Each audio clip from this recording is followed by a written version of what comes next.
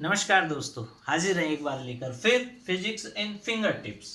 हमने पिछली वीडियो में आपसे बात की थी रेजिस्टेंस की। तो हम निष्कर्ष पे पहुंचे थे ओम्स लॉ से V is equal to R I, और R की जो वैल्यू निकाली थी यहाँ पे हमने वो था रो एल अपॉन ए, है ना। जहाँ पर ये स्पेसिफिक रेजिस्टेंस है या रेजिस्टिविटी भी बोलते हैं इसको, स्पेसिफिक रेजिस्टेंस। अब यदि सपोज एक क्वेश्चन आता है कि किसी वायर की लंबाई 2 गुना कर दें तो उसका प्रतिरोध कितना गुना बढ़ जाएगा। तो सिंपल सा बात है कि सपोज एक वायर है हमारे पास जिसका लेंथ है L और क्रॉस सेक्शन एरिया है A। तो इसका जो वॉल्यूम हो जाएगा इस समय area, cross section area into length हो जाएगा। अब सपोज इस समय इसका रेजिस्टेंस की बात करेंगे तो R is equal to rho L upon A, ये हो जाएगा। L लेंथ का वायर है और क्रॉस सेक्शन एरिया A है, तो resistance R equal to rho L upon A. अब माना इसकी लेंथ को हम 2 गुना कर देते हैं तो इसकी नई लेंथ हो गई L dash is equal to 2 of L। तो हमने ये समझना है कि एरिया इनटू लेंथ जो वॉल्यूम होता है वो तो रिमेनिंग सेम कांस्टेंट रहेगा वॉल्यूम। तो अगर हमने लंबाई को 2 गुना कर दिया तो एरिया कितना हो जाएगा, हाफ हो जाएगा। इस 2 से 2 कट जाएगा, वंस अगेन AL आ जाएगा। तो लंबाई 2 गुना करेंगे, इसको खींचेंगे तो इसका एरिया कम हो जाएगा, और वो कम कितना होगा 2 गुना करने के लिए लंबाई, हाफ एरिया हो जाएगा।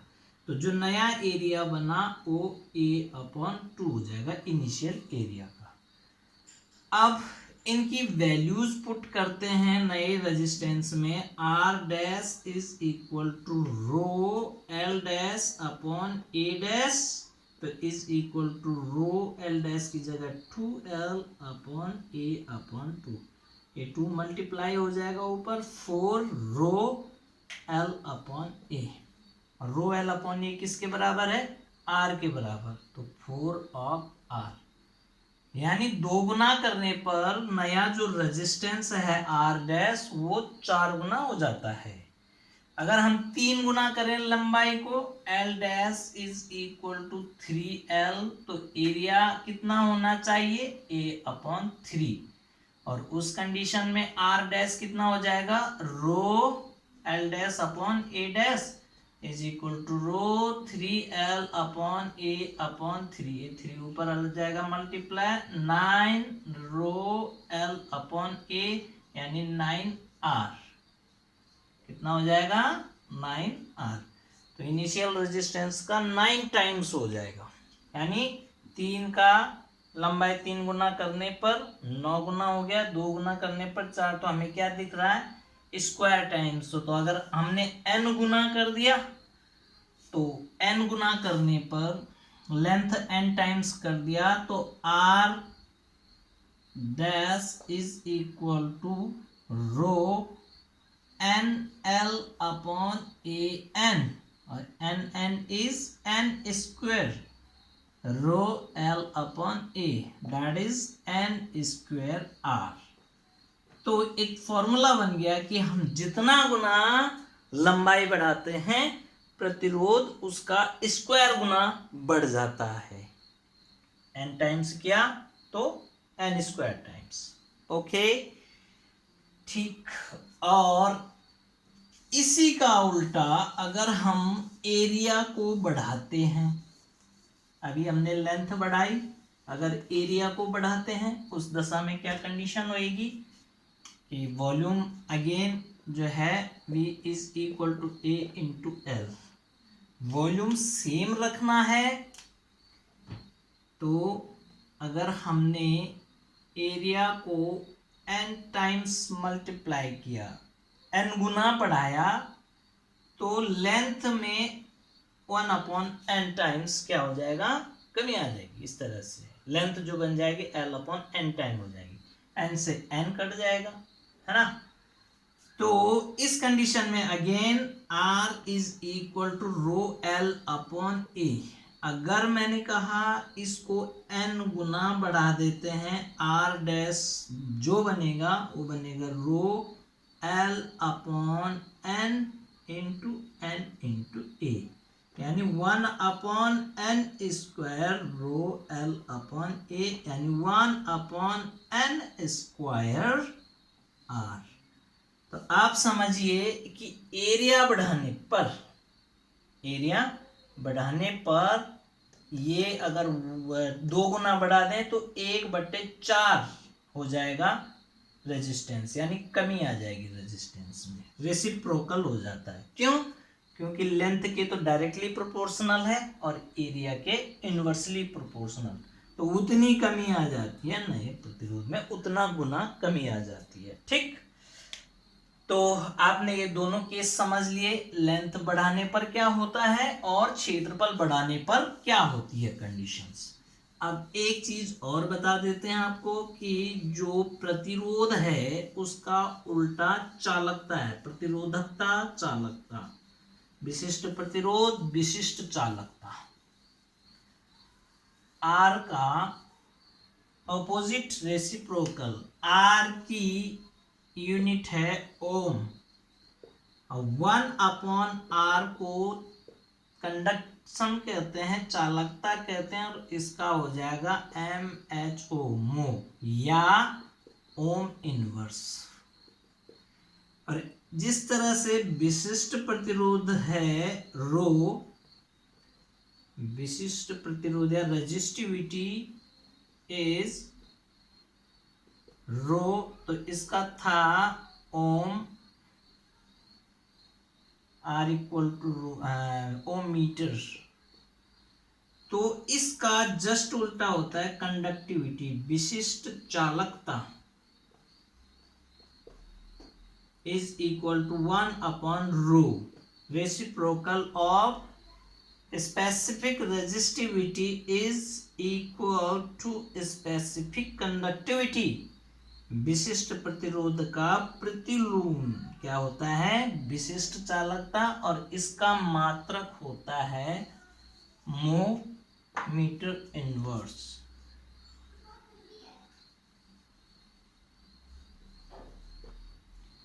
ओके, अब एक थोड़ा सा एक रिलेशन उसके परिप्रेक्ष्य में देखते हैं इसका करंट डेंसिटी के। तो इसके फॉर्मूले को बनाना सीखते हैं। करंट डेंसिटी और चालकता में कोई रिलेशन होगा, उसको देखते हैं। हम जानते हैं धारा घनत्व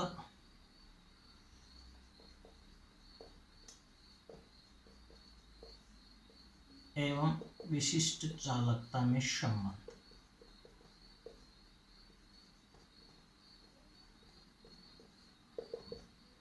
आप जानते हैं कि I is equal to V upon R, और I इज इक्वल टू, या J is equal to I upon A। धारा घनत्व तो यही होता है ना, तो I is equal to JA। So from here V is equal to R JA। ठीक है, अब V is equal to EL।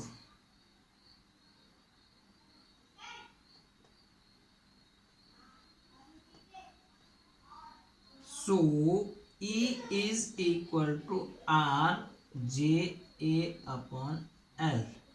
अब हमने कहा था rho is equal to R A upon L, तो rho is equal to R A upon L, तो यहां पर हम ये बोल सकते हैं E is equal to rho J, या जे इज इक्वल टू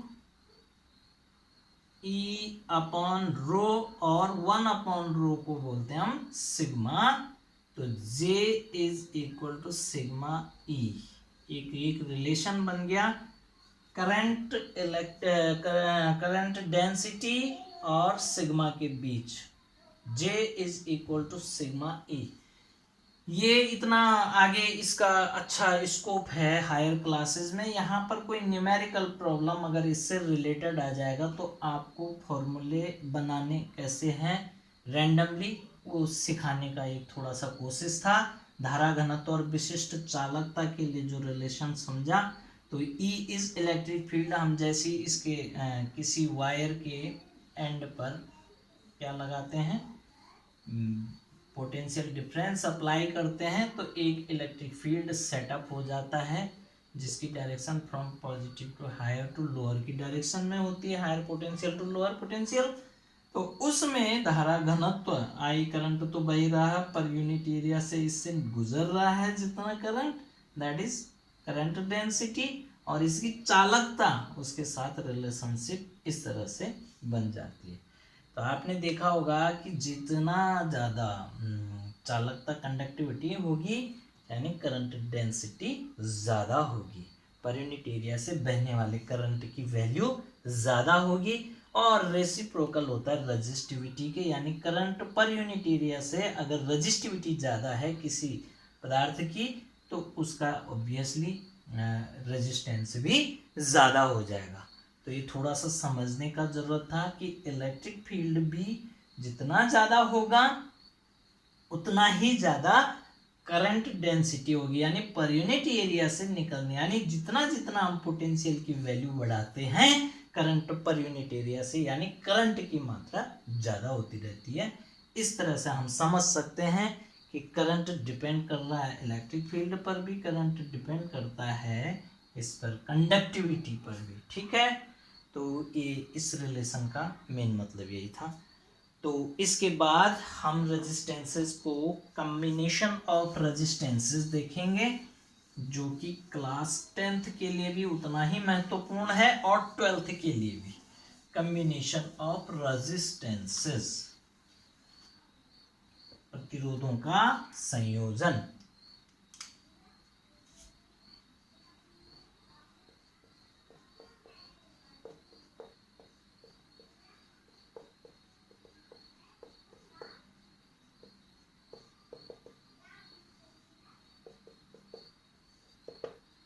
प्रतिरोधों का संयोजन हम फर्स्टली दो प्रकार से करते हैं, एक समांतर क्रम और एक श्रेणी क्रम, ठीक है। सीरीज कॉम्बिनेशन, सीरीज कॉम्बिनेशन को हम अगर पहले समझें, सीरीज कॉम्बिनेशन यानी श्रेणी क्रम को अगर हम पहले समझे तो कैसे करना है कि सपोज हमारे पास तीन रेजिस्टेंसेस गिवन है, R1, R2 और R3, और इनको हमने एक के बाद एक करके जोड़ दिया सीरीज में, श्रेणी में, ठीक। पहला एक का उसके एंड को दूसरे से जोड़ा, उसके एंड को तीसरे से जोड़ा, और इन तीनों को जब आपस में जोड़ दिया तो एक पोटेंशियल डिफरेंस से इनको अप्लाई कर दिया इनके अगेंस्ट। तो इनके सिरों का जो एंड पॉइंट्स है, विभवांतर V1 हो जाएगा, इसका V2 हो जाएगा और इसका V3 हो जाएगा। डिफरेंट एंड्स हैं सबके, इसके एंड अलग, इसके अलग, इसके अलग, तो उनके अक्रॉस पोटेंशियल डिवाइड हो जाएगा V1, V2, V3 की फॉर्म में। While current, same current passes through, पहले R1 से गुजरेगा, फिर R2 से, फिर R3 से, क्लोज्ड परिपथ इस तरह से बना देगा। तो हमें ये पता चल रहा है कि पोटेंशियल V जो है इनके सिरों के विभवांतर के योगफल के बराबर होगा, V2 प्लस V3। अब सपोज इनकी कंबाइंड रेजिस्टेंस R है और करंट I फ्लो हो रही है, पोटेंशियल अक्रॉस V है, तो V is equal to IR is equal to I तो सेम है, लेकिन इसके सिरों का, जिसके सिरों का विभवांतर V1 है उसका प्रतिरोध R1 है, जिसके सिरों का V2 है उसका प्रतिरोध R2 है, और जिसका V3 है उसका प्रतिरोध R3 है। तो अकॉर्डिंगली ओम्स लॉ यूज कर रहे हैं हम। तो I R is equal to, I common आ जाएगा, R1 plus R2 plus R3, I से आई कैंसिल, तो combination in series algebraic sum of all the resistances, ऐसे कर देते हैं। R is equal to R1 plus R2 plus R3। अब इसी का अगर हम समांतर क्रम समझें तो समांतर क्रम में क्या होता है कि समांतर क्रम में पैरेलल कॉम्बिनेशन, पहला एक रेजिस्टेंस R1, दूसरा उसके समांतर में R2 और तीसरा उसके भी समांतर में R3। इस तरह से तीन का कॉम्बिनेशन इस प्रकार बनाएंगे हम, और इनके जो एंड पॉइंट्स हैं वो एक जगह पर मिल रहे हैं। ध्यान रहिएगा, इनके एंड पॉइंट्स इस जंक्शन पे मिल रहे हैं। एक जंक्शन ये बन गया, एक जंक्शन ये बन गया, और इस जंक्शन को, इस संधियों को हम इस पे जोड़ देते हैं, पोटेंशियल डिफरेंस अप्लाई कर देते हैं। अब यहां से करंट ये है, अब ये करंट फर्दर डिवाइड हो जाती है, I1 यहाँ I2 और यहाँ I3, बट इनका पोटेंशियल जो है, विभव जो है वो सेम है, क्योंकि एंड पॉइंट्स एक ही जगह मिले हैं सबके। ठीक है, तो यहां पर किसका कॉम्बिनेशन बन रहा है जंक्शन पे, I is equal to I1 plus I2 और प्लस I3, जो टोटल करंट है I1 I2 I3 यहाँ पर फिर कलेक्ट हो जाएगी और टोटल फिर I बन जाएगी। तो रिजल्टेंट जो I है I1 plus I2 plus I3 की फॉर्म में डिस्ट्रीब्यूटेड हो गई अकॉर्डिंगली इनके, ताकि पोटेंशियल क्या रहे, सेम रहे। तो I is equal to, suppose इनके कॉम्बिनेशन का रेजिस्टेंस R है, इनके जो पैरेलल कॉम्बिनेशन का टोटल रेजिस्टेंस R है, तो I is equal to V upon R is equal to, मैंने कहा पोटेंशियल कॉमन रहेगा लेकिन R1 की फॉर्म में, और V अपॉन R2 और V अपॉन R3।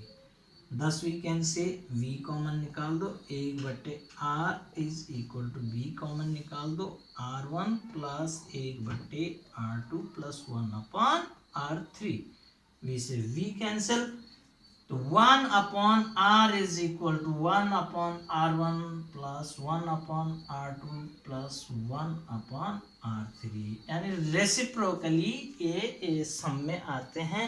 इसका मतलब अगर हमें कहीं पर 2-3 रेजिस्टेंसेस गिवन हो, कम रेजिस्टेंस चाहिए होगा, तो हमें उनको समांतर क्रम में लगा देना चाहिए, पैरेलल कॉम्बिनेशन बना देना चाहिए, और यदि हमें ज़्यादा चाहिए होगा तो उसकी कंडीशन के हिसाब से उसको श्रेणी क्रम या मिक्स भी बना सकते हैं, जितने जितने रेजिस्टेंसेस का हमें मान चाहिए होगा उस हिसाब से हम अपने लिए यूज कर सकते हैं इन कॉम्बिनेशंस का। तो लॉजिकली बहुत अच्छे से काम करना चाहिए इन पे, और आपको ये कम से कम हाई स्कूल में भी इम्पोर्टेंट है और इंटर के लिए भी इम्पोर्टेंट है। तो आज की वीडियो ज़रूर देखिएगा, बहुत अच्छा लगेगा। सब्सक्राइब कीजिए चैनल को और बेल आइकन पुश कीजिए और शेयर कीजिए, ताकि सभी बच्चों में आपस में एक दूसरे तक वीडियो पहुंच सके। धन्यवाद।